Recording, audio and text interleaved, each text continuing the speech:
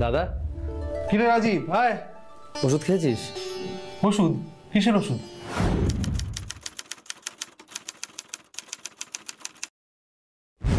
তোর high cholesterol, high pressure, আর তুই বলছিস কিসের ওষুধ? ওসব ওষুধ তো ওষুধ বাদ দে তো। তোর না আজকে প্রথম বিবাহ বার্ষিকী, তোদের জন্য আমি একটা কবিতা লিখেছি। ডাক, বৌমাকে ডাক। হ্যাঁ রে দাদা, তোর নিজের ওষুধের কথা তোর মনে থাকে না, এদিকে আমাদের প্রথম বিবাহ বার্ষিকী তোর মনে আছে? আরে ওষুধ খাওয়া মানে তো বিষ গ্রহণ করা, আর বিবাহ বার্ষিকী হলো উৎসবের উদযাপন। একটা ভালো জিনিস ছেড়ে একটা খারাপ জিনিসকে মনে রাখবো। ডাক বৌমাকে। আরে কি গো, কোথায় গেলে? আরে দাদা তোমাকে ডাকছে। হ্যাঁ বলো। এসো দাদা, বল কি কবিতা লিখেছিস? হ্যাঁ, তোমাদের প্রথম বিবাহ বার্ষিকীতে আমার নিবেদন। মনের সাথে মনের কথায় কেটে গেল বছর খানেক, সুতোর সাথে সুতো জুড়ে কেটে গেল বছর খানেক। দুই মানুষের এক দেশে শাখা সিঁদুরের অভ্যেসে কেটে গেল বছর খানেক। বছর মানে তো আজ থেকে কাল, যুগ যুগান্ত বাকি। শুভ ইচ্ছে শুভ সূচনায় বিবাহ বার্ষিকী। বাহ, রাজীব ভালো লাগলো? খুব সুন্দর।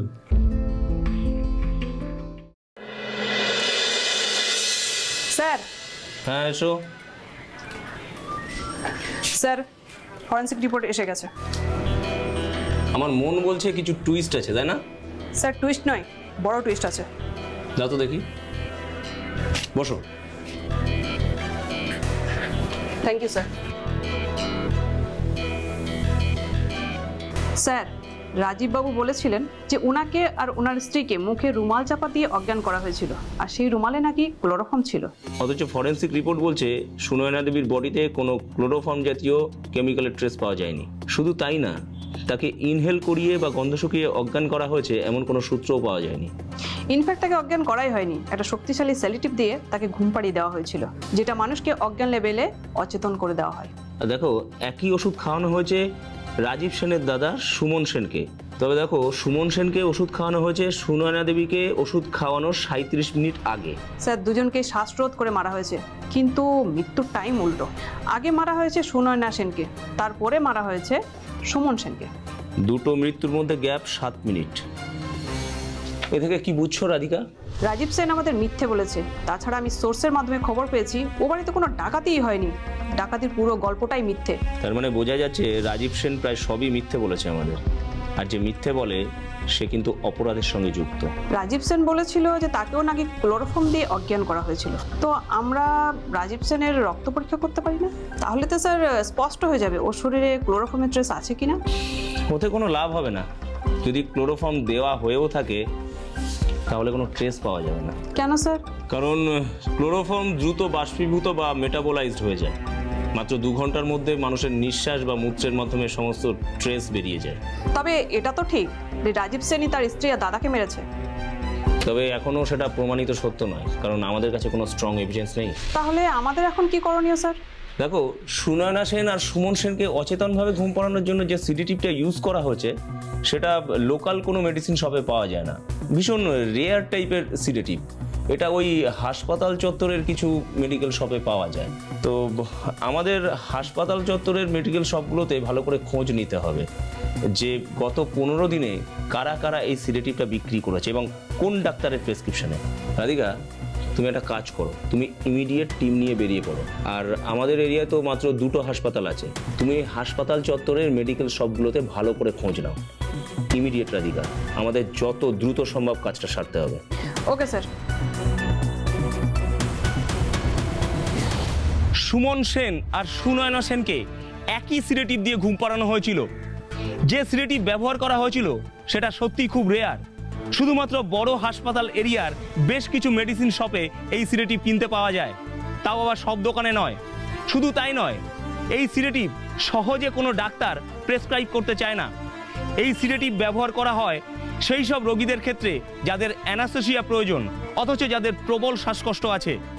অ্যানাস্থেসিয়া দিলে যাদের ক্ষেত্রে বিপদ হতে পারে। আমাদের এসআই তার টিম নিয়ে সমস্ত দোকানে খোঁজ চালায়। মাত্র 3টে দোকান থেকে গত 15 দিনে এই সিডেটিভ বিক্রি হয়েছে। 3টেই প্রেসক্রিপশন দেখিয়ে 3টে প্রেসক্রিপশনের মধ্যে 2টো প্রেসক্রিপশনে যে ডাক্তারের রেফারেন্স আছে তারা হাসপাতালের রেজিস্টার্ড ডাক্তার, বাকি একটা প্রেসক্রিপশনে যে ডাক্তারের নাম উল্লেখ আছে তার নাম ডাক্তার অনন্ত সিনহা। আমাদের টিম এরপর খোঁজ চালিয়ে ওই নামের কোনো ডাক্তারের খোঁজ পায়নি। সেই সময় আমাদের এসআই একটা বুদ্ধির কাজ করলো, দোকানদারের কাছে ওই ওষুধের কাস্টমারের অনলাইন পেমেন্ট ডিটেলটা নিয়ে নিল। পেমেন্টটা ইউপিআইতে হয়েছিল, ফলে সরাসরি ওই কাস্টমারের ফোন নাম্বার চলে এলো আমাদের হাতে। আমরা যা আন্দাজ করেছিলাম তাই। এই ফোন নাম্বারটার কারণ নয়, রাজীব সেনের। ব্যাস, আমরা আর দেরি না করে রাজীব সেনকে তুলে আনলাম থানায়। দেখুন, আমাদের পুলিশ ডিপার্টমেন্টের অভিজ্ঞ সিনিয়ররা বলেন যে পুলিশদের সেন্টিমেন্টাল হতে নেই।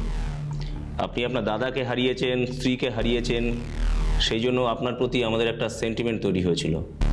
ফলে এখনও আপনার সঙ্গে আপনি সম্বোধন করে কথা বলছি, ভদ্র ব্যবহার করছি। কিন্তু এখনও যদি আপনি চুপ করে থাকেন বা মিথ্যে কথা বলেন, আমরা কিন্তু আপনাকে রেয়াত করব না। হয় কাঁচা খিস্তি দেবো, নাহলে কিন্তু উদম কেলাবো। পুলিশ কিন্তু প্রয়োজনে সব পারে। না না, এবার যেটা বলবো সত্যিই বলবো। ডক্টর অনন্ত সিনহাকে ওই নামে কেউ নেই। আসলে আমি পিনিটি সাধারণ হসপিটাল থেকে একটা ওই ফলস লেটারহেড বার করেছিলাম, সেটাতে নিজের হাতে প্রেসক্রিপশন লিখে ওই ডক্টর অনন্ত সিনহার নামে রেফারেন্স করে নিহার দত্ত হসপিটালের পাশে ডায়মন্ড মেডিকেল থেকে মেডিসিনগুলো কিনেছিলাম। ওষুধের নামটা কোত্থেকে জানলে? ইন্টারনেট থেকে। তারপর তারপর প্ল্যানিংগুলো সাজিয়ে রেখেছিলাম। 5-6 দিন পর রাতে খাওয়া দাওয়ার পর আমি দাদার রুমে গিয়েছিলাম।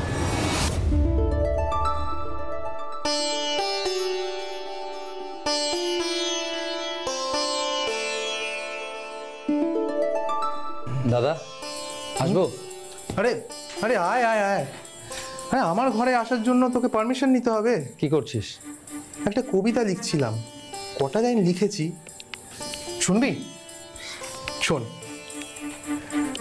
রাতের পাখিরা যখন ডানা ঝাপটায়, কালো মেঘগুলো তখন নেমে আসে অনেকখানি নিচে। কয়েকটা মেঘ আমার জানলার পাশে এসে বলে, আমায় ডাকে। অনেক তো হলো জীবনের যাপন, অনেক জমা হলো পাপ।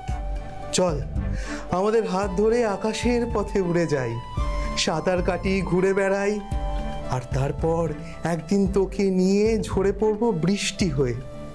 কয়েক ফোঁটা নিশ্চয়ই পড়বে তোর প্রিয় ধানসিঁড়ির মেঠো রাস্তায়। কেমন লাগলো?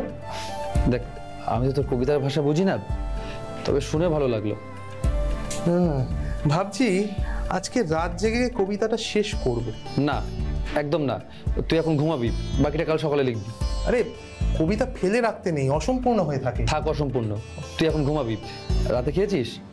হ্যাঁ, আধ ঘন্টা আগে। হ্যাঁ, ঠিক আছে, শুবি, চল।